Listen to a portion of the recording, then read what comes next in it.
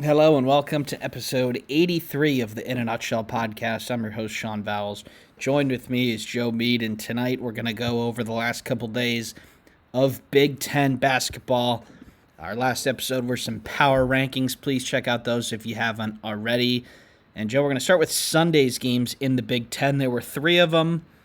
All of them went the way of the favorite, and we're going to start in Bloomington, Indiana, where the Maryland Terrapins really steal one at Assembly Hall. The Terrapins led early in the first half. Then it looked like Indiana was going to get dragged across the line at the end, but then a couple of missed free throws, a turnover, and a three with just under 7 seconds left. And Maryland steals one at Assembly Hall. This was big.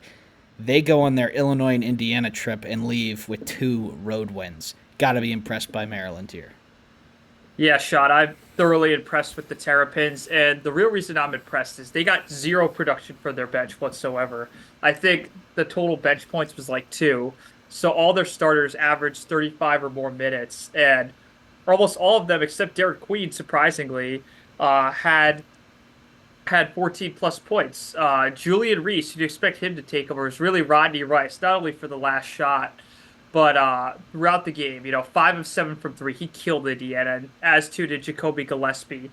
And what's scary about this Maryland team, Sean, is this isn't a team that always scores as much, but they certainly did. And even though I thought Indiana, although like you could pick apart certain sequences in the game, I thought Indiana played well enough to win. And for Maryland to play this well, especially taking into context the road trip they were also on, I mean, it's hard to not be thoroughly impressed with Maryland. And now, two in a row against Illinois and another against Indiana. And, we're recording this on a Wednesday night. And right now, Maryland is got a 7-point lead on Wisconsin with less than 4 minutes. They're about to go 3-0, knock on wood, against 3 really talented teams, at least 2 of the top, I think 2 of the top 6 teams in this conference. And so, Joe, I think Indiana was in a great position to win it. They were up 4. They had a turnover, a missed front end of the 1-and-1, and then the last play for Maryland, we have to mention it. It was definitely a travel. Absolutely. There's no other way to put it. It's now the third time that we're talking about refs in games in the last 2 weeks, and I might just be a biased Indiana fan, but it was clearly a travel, and, maybe you could say that the Indiana defender got a hand in there, but then he took steps, so maybe you could have called a jump ball there. But I wanted to get your thoughts on that last sequence when Maryland essentially took the game. Yeah, I really think it was a travel, Sean. But regardless, one reason Indiana could have fouled too. They had a foul to give, and they I just think let them. Indiana absolutely should have fouled. So the miscue allowed the referees to play into their hands, but at the same time, Sean, they had ample chance at the end. Woodson burning that timeout. Yeah. That, in my opinion, was not a bad timeout. I think it was.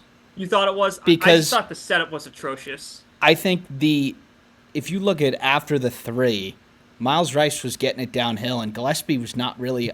I mean, it's easy to look at it now considering what happened after, but I think Rice probably gets to the rim.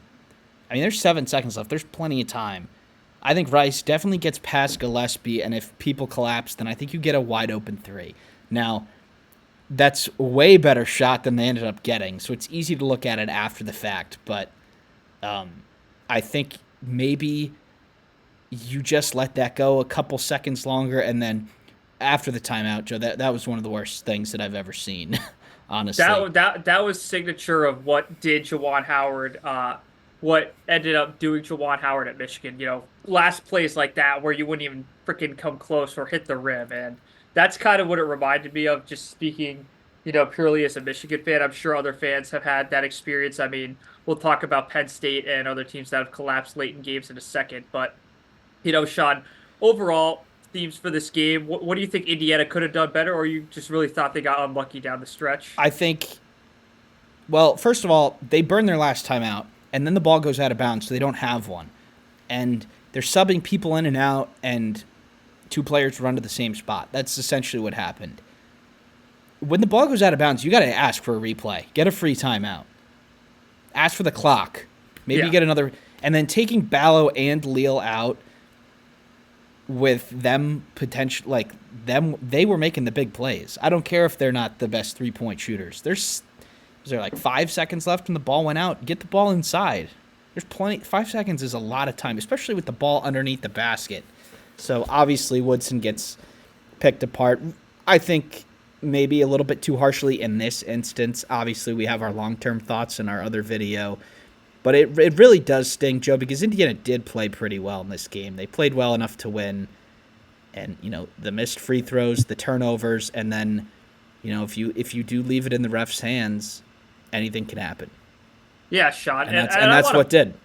Yeah. And, I know we just eviscerated Indiana and, certain aspects of that game. But I want to point out Maryland's a really tough team to beat. I think, Joe, they're a little bit better than where they were in year one with Willard, where they're really good defensively and they're that 8-9 seed.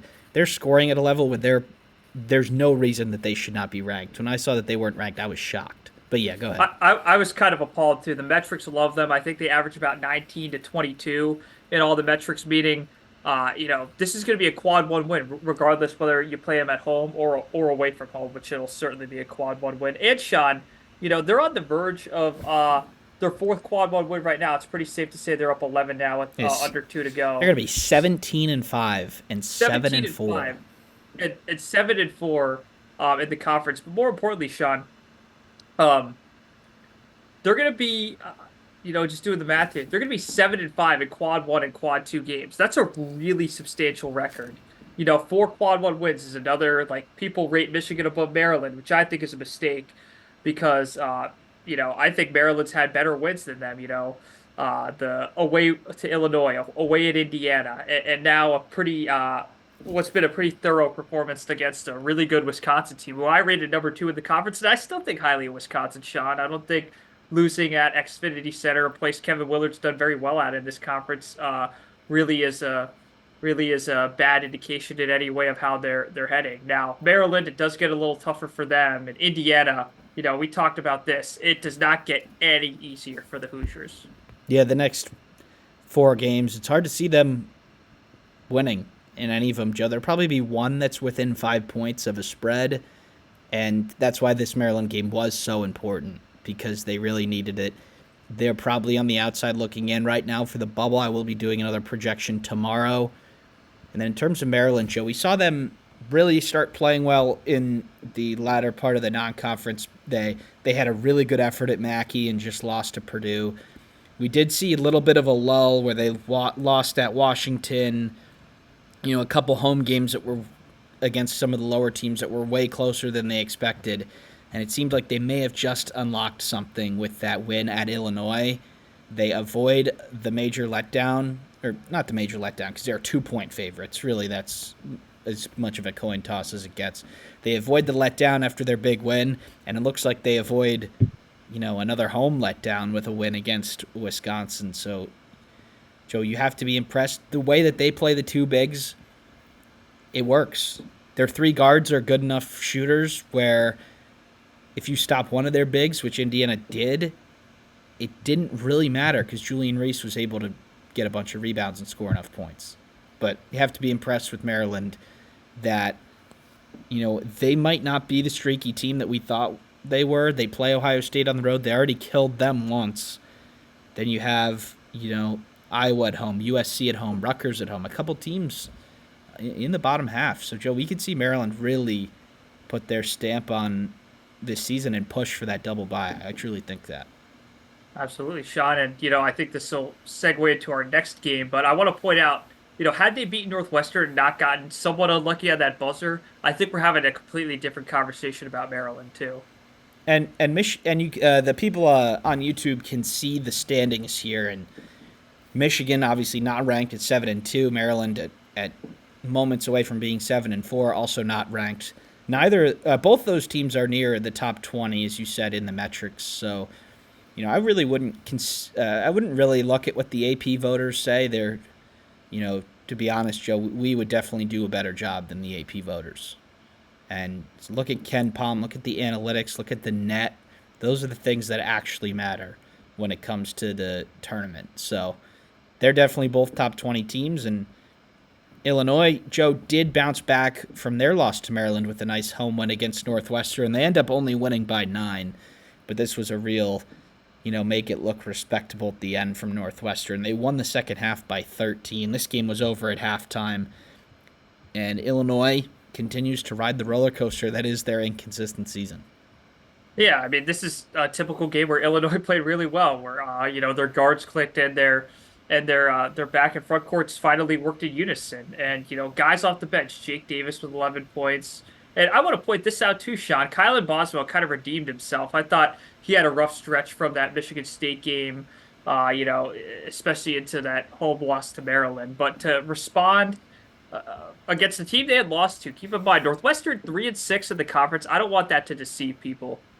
Northwestern kind of like Penn State and Indiana in a way. They've been maybe not so much Indiana, sorry. Maybe more like Penn State though. They're really tough. They hang around in games and they should have beaten Iowa. They should have beaten Dayton. And there's so many games like Northwestern, it's really unfortunate that, two of those three games couldn't go their way because they're another team that would probably be on the right side of the bubble and most brackets had they gotten a little luckier. And I think they've squandered opportunities, but this is a really good squad, Sean, that I don't think, at 12-8, I don't think the book's completely written on them yet. But Illinois, we've been here before, Sean. They've had really good wins. They've dominated Oregon, and then they followed it up with clunkers. I really don't know what to make of their next game at Nebraska tomorrow night. I could see that going so many different ways. Nebraska's in a bit of a slump. Pinnacle Bank is still a tough place to play, but Illinois is good. So, I'm not even going to try to make a forecast. The wide range of outcomes is definitely true, Joe. We've talked about desperate teams this year in the Big Ten, for the most part, coming through. And even if they don't come through with a victory, they play pretty well. Like, Indiana was desperate. That was probably their best performance in a couple months. They end up not getting the win. We had a desperate Ohio State team put together some good performances. UCLA with their backs against the wall on a losing streak. So I think Illinois is going to get Nebraska's best shot here. If Isich was still out for the Northwestern game, not sure if he'll be back for this one for the Illini. But, Joe, this is not really a game that you want to play for Illinois right now. There's not much to gain from winning it right now because Nebraska is so low in the standings, but they're gonna play hard. This is gonna be a good Nebraska performance. Desperate teams usually show up to play. 1,000%. And if you don't believe it, look at the performances the bottom half's put on. Look at Penn State. Look at Minnesota, even aside from Michigan State, and look at even Rutgers. I thought they played pretty well at MSG against the number one team in the conference. All right, Joe. We've got up next Wisconsin. Before tonight's loss to Maryland, they did take it to Nebraska, 83-55. And again, we're starting to see this conference sort of form, and the Badgers have to like their chances at getting a double bye right now. They're able to take advantage of the games that they should win by a lot, and when you get a reeling team on your home floor, and you want to be good and you want to finish in the top four, you got to put it on them early. That's exactly what they did.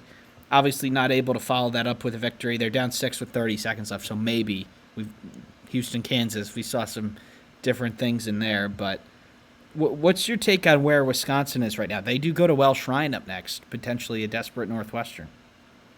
I still think pretty highly of them, assuming they're going to drop this game. I think with John Tonji, he's been playing better of late, and John Blackwell, I think he could be. I really think he's their X factor. If he continues to score, more than 12, 13 a game, I kind of think it takes pressure off Stephen Crown, Nolan Winter. I think they could just play their natural roles without pressing.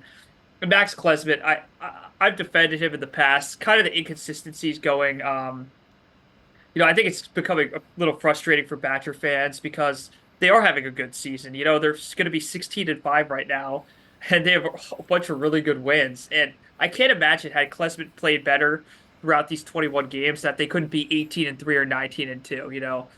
A lot of these games they've lost, particularly the Michigan one and the Marquette one to a certain extent.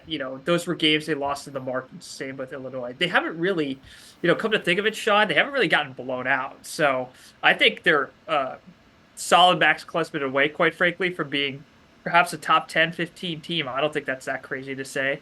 Yeah, it seems like it's going to come down to them whether he gets hot in the Big Ten tournament and NCAA tournament. If he does, they might have the highest ceiling in this league. Now that we've seen Illinois be so inconsistent, but I think they just have to keep going. Don't get dragged into the middle of the pack. You know these teams in like 6, 7, 8.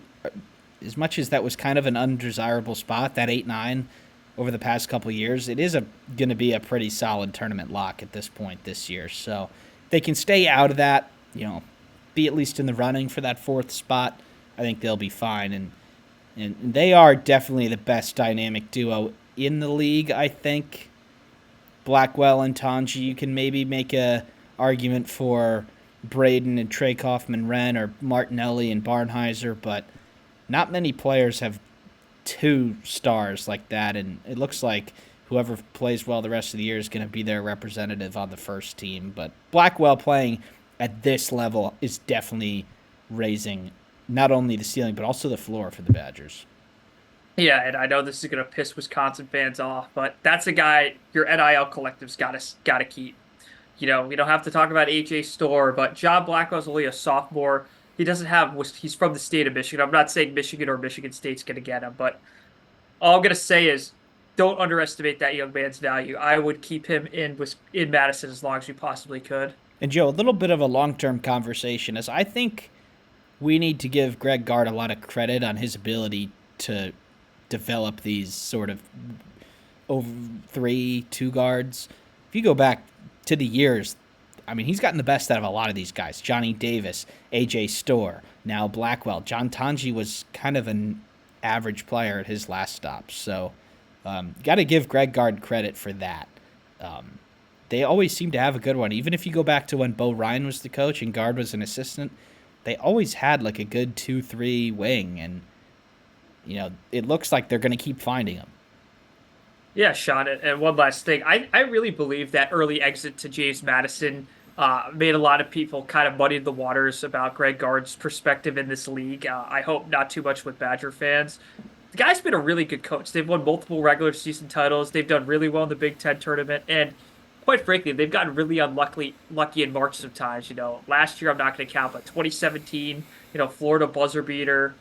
They've had really good squads. I just think, eventually it's going to have to break right for them, you figure, right? I think they have scoring. I think they definitely have defense, and they have coaching.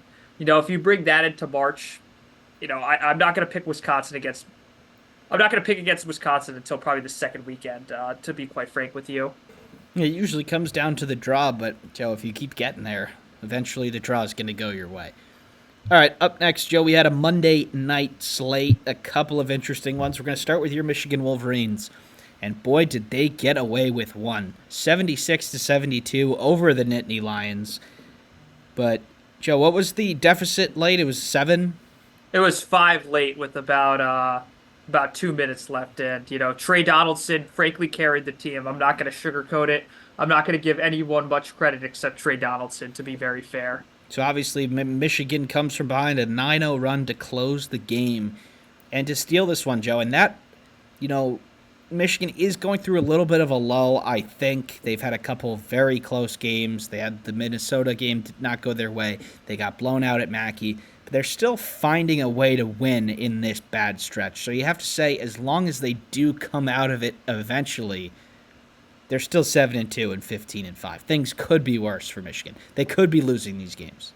Yeah, and you look at the big picture bracketology wise, I think they're like a 5 or 6 in most of what I see. I think Bracket Matrix, which averages out the most major brackets, has that's the last 5 first 6. So I think completely fine overall for the year. One concern is, Vlad Golden was sick on Monday. I gotta believe by Saturday when they play at the Rack that he will be better. Danny Wolf turnovers. He didn't have as many on Monday, but if you saw the Purdue game, I mean, that was just probably an extreme example of it, but the guy really needs to tone it down. If you take Vlad Golden away as an option, they want him to pass to other people because they don't believe in his ability to. And frankly, sometimes based on the way he passes, I don't think he does either.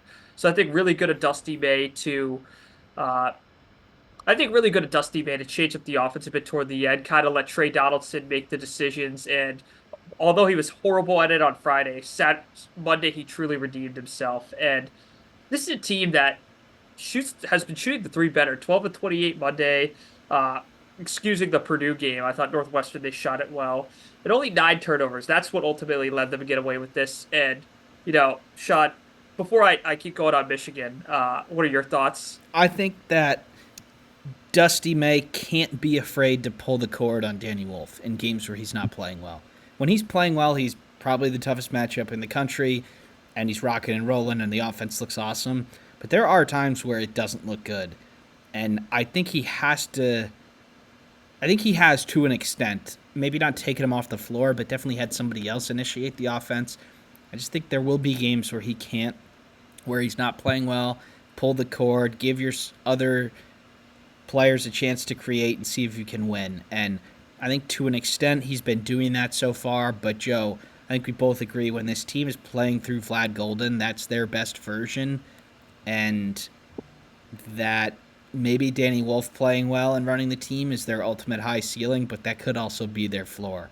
Because An extreme floor too. As the Minnesota, we've given them a lot of credit for getting off the mat here, but that is probably the floor for this Michigan team. And unfortunately, they're still in a good spot for the tournament and all that. They're still in third place in the league, but you just don't want that to happen too many times. You don't want to get dragged into playing an extra game in the 5 seed in the Big Ten tournament, and then say Michigan's a 5 seed, Joe, you're going to be playing against a top 75 mid-major team where if they turn the ball over enough, they could win. So that is just something long-term that I'm looking out for the Wolverines. Yeah, and transitioning to Penn State, it's a true, in a way, similar to Northwestern. I think they played well enough to win. I mean, Monday they certainly did. It's the 18 turnovers and the turnover late. I think that's I think that's kind of a symbol of how this season's gone in a lot of these close games. The Oregon game didn't go their way. I thought they played really well at the Breslin, and then the Iowa game. That's two gut-wrenching losses in a row. I thought they frankly deserved the win, and it was just the dumb mistakes late. Whether it was the turnover at Chrysler, whether it was not closing out correctly. But this is a team that hits shot. I think the reason we haven't left them out, especially if you do see our power rankings, we're not leaving them out of the Big Ten tournament because this is a team, especially with their upcoming schedule, that if they play consistently the right way, especially with a quad one game against Ohio State, perhaps they get back on the bubble. I don't know if they get on the right side, but at the very least, they're going to pull more of these off. I bet this 3-7 conference record, by the end, I think it could turn into like a 6-14 or even a 7-13 record shot. I think they could go 4-4 in their last. Sorry, that's my bad. I think they could go 500 in their last 5 games at worst. I mean, last 10 games at worst, and they shoot it well. I think Ace Baldwin's still a matchup nightmare. I think Curran getting to the hole is that's about as good an option as they could have. I think they should go back to doing that, and I think it's good he doesn't shoot threes anymore. At least he didn't against Michigan. So I think they have a lot going for them. It's just they got to get one of these results, as Mike Rhodes said. And I think they'll be a team no one wants to play. It does remind me a little bit, Joe, of last year's Indiana team where they don't have much depth. The starters are pretty good, but DeMarco Dunn is a good sixth man for them. But after that, it really falls off, and they get very little production. They don't shoot a ton of threes. They shoot them at a good rate, but not a ton of volume per game. And it just seems like, when they're built to play in close games, or not exactly. I don't think they're built to win close games, but they just find themselves in all these close games. So, the defense it just wavers. They're not great at anything, but they're not terrible at anything either. They have a small margin of error with the 6 players that they can trust, and in a league that is better, we think, than the past couple of years, that's gonna put you on the wrong side of 500. And of course, you could say this game here and there, but it's hard to see them putting together like a 5-1 or 4-2 stretch over 6. Just the small margin of error is limiting their ceiling for me, and I think they're probably behind Northwestern for bubble talks, and definitely probably behind USC also. It's a long way to go for Penn State. I think they're certainly capable of pulling one off, but is it really repeatable? Yeah, Sean, and this is where not having as tough a schedule might come back to bite them. I think in terms of record, they'd In have the to in the really non go. conference, yeah, Yeah, and yeah. I think even their upcoming schedule, they only have three. I mean, they have six quad one games remaining of their 10. So I think in those, I think going 3-3 or 4-2 would really be in their best interest, and having to win all the quad three, quad two games, which as we know is not easy in this league. But if Penn State in their last 10, dare I say it, Sean, if they go 6-4 or better, I think they're gonna give the committee a lot to think about. Yeah, they are. I mean, that'll likely include a couple good wins too. But yeah, I think they again may have peaked a little bit early. They were really crushing some teams in the non-conference. Now those teams weren't very good, but they're still beating them by more than they were supposed to. And it seems like the more film that comes out on Penn State, the less they're able to surprise teams. All right, Joe. Again, another game on Tuesday. We had Ohio State taking it to Iowa, beating them 82-65. This game wasn't particularly close, and it looks like Ohio State, after surprising everybody on the planet with that win at Mackey Arena, they back it up with a pretty solid performance over a slumping Iowa team. Joe, I haven't done my projection yet, but if I had to guess, I think Ohio State's probably in the field right now at 4-5. They finally had a long stretch of games here with everybody healthy. Devin Royal is back. Mobley, despite not shooting very well, still, adds 12 points. And seems like the game plan, the blueprint for this Ohio State team is starting to work a little bit. Yeah, and another thing that shocked me, Sean, is Micah Parrish is kind of their number two at certain points. I think we all know Bruce Thornton is more than capable as a one, and it's rare when he doesn't have an on night, especially he'll find something to do. But I think they have so many guys that pop off in this lineup, whether it's Mobley, Thornton, Parrish, or Royal. Those are four guys that I could easily see going for 20 plus. I think between Stewart and Bradshaw, they could get a little more from those guys, especially a Mahaffey too. Uh, Outside of that, though, Sean, it's really hard to not be impressed with Diebler in these last few games. Again, this is a team that's finally getting on the right side of these games. I think it's done a lot for their psyche. That win at Mackey Arena clearly oh, awoke the team. For as much as we criticize Iowa, and I really believe Iowa's heading for a couch seat in Indianapolis, meaning they won't be playing because I think they'll finish bottom three. They're still a tough team to hold to under 70 points. And Ohio State's done that. And the main knock at Ohio State is we don't think they're great defending, but they dominated second half, Sean. This is another second half they won by at least 13 points. That's something we should look at. They won in Madison the second half by 13 points, even though they didn't win the game. At Mackey, they won the second half by 16 points. And finally in Columbus, they won the second half. I think we got to start looking at that. Jake Diebler, whatever they're doing in the locker room, the adjustments that coaching staff makes, that's really, really well done. That is sort of 75% of coaching, I would say. You have your game plan, which I would say probably lasts until the second media timeout, and then that's when it comes down to making adjustments. So if you don't start off well, it's preparation.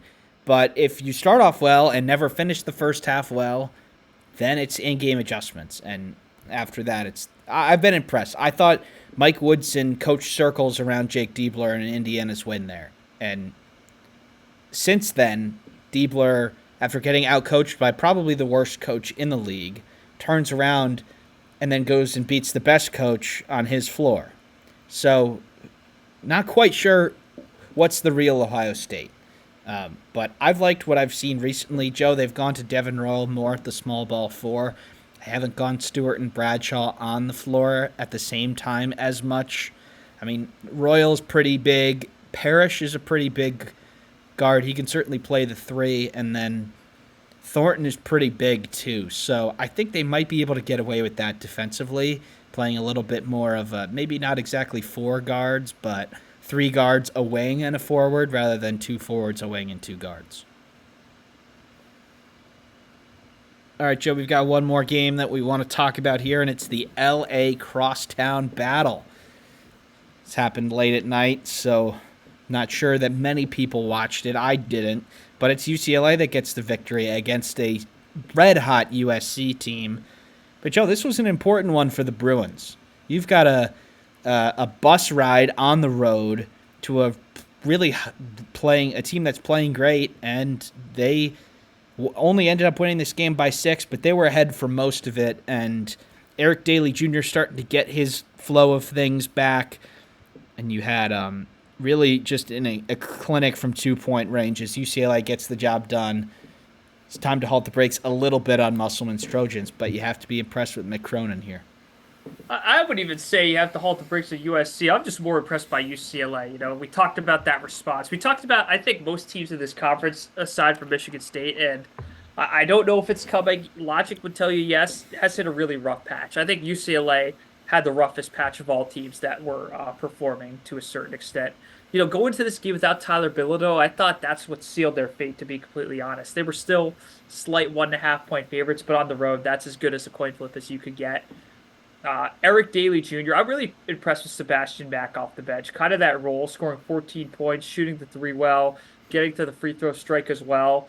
Uh, this is a team that's, I think winning the details. That's something Mick Cronin in his many press I mean, it was kind of the press conference rant tour. You know, he hit L.A., he hit Maryland, and then he hit, Piscataway, which, we could call that the New York tour date. So really happy in a way for those players to hopefully not have to run laps all practice, and maybe they seem less delusional to Mick Cronin. In terms of USC, I think they're still doing a lot right.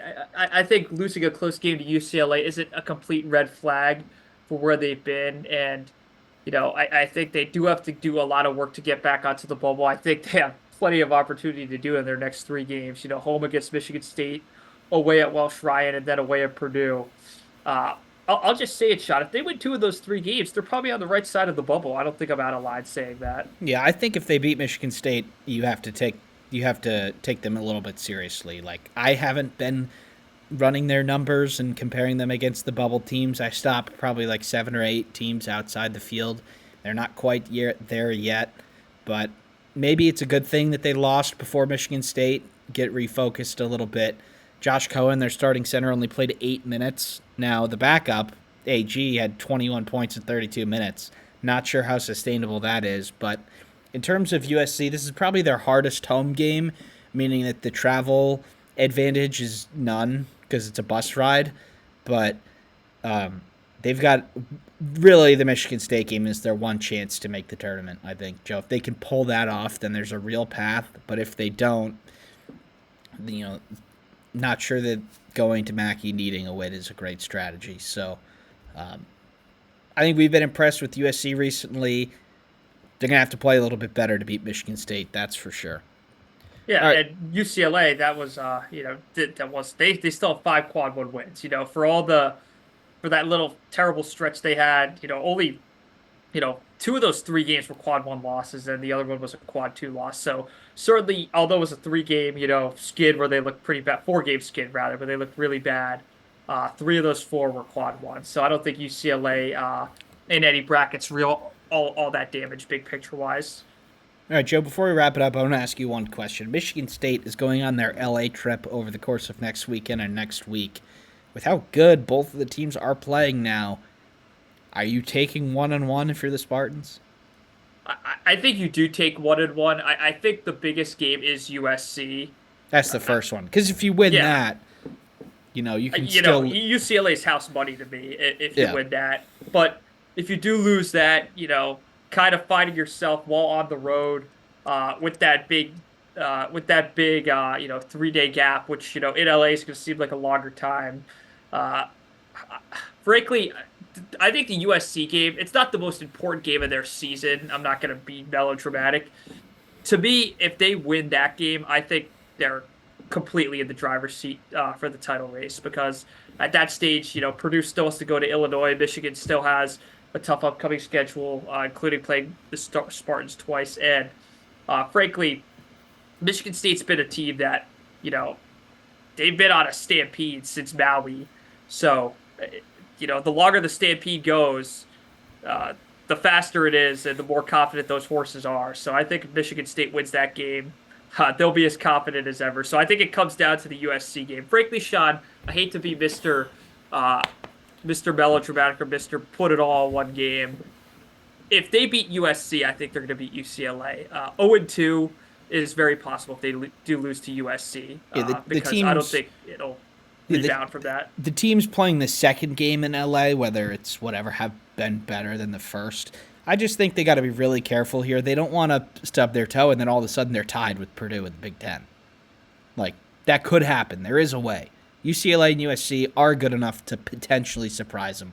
I think they go and win that USC game, and then I think they probably do lose to UCLA, actually. But I don't think they're really going to care all that much because they're still going to be ahead of Purdue and Michigan by one game. And, these are the sorts of things that Big Ten champions will get at least one here. If you lose that first one, they could leave 0-2. So I'm cautiously optimistic for Michigan State going in. You would think that if they perform to their ability, they get at least one, but that is something to look out for in the future. All right, this went a little bit longer than we expected, but thank you everybody for tuning into this episode of In a Nutshell. Please check out our other videos. Our football recaps are going to be starting to come out soon, so thank you everybody for tuning in, and we'll see you next time.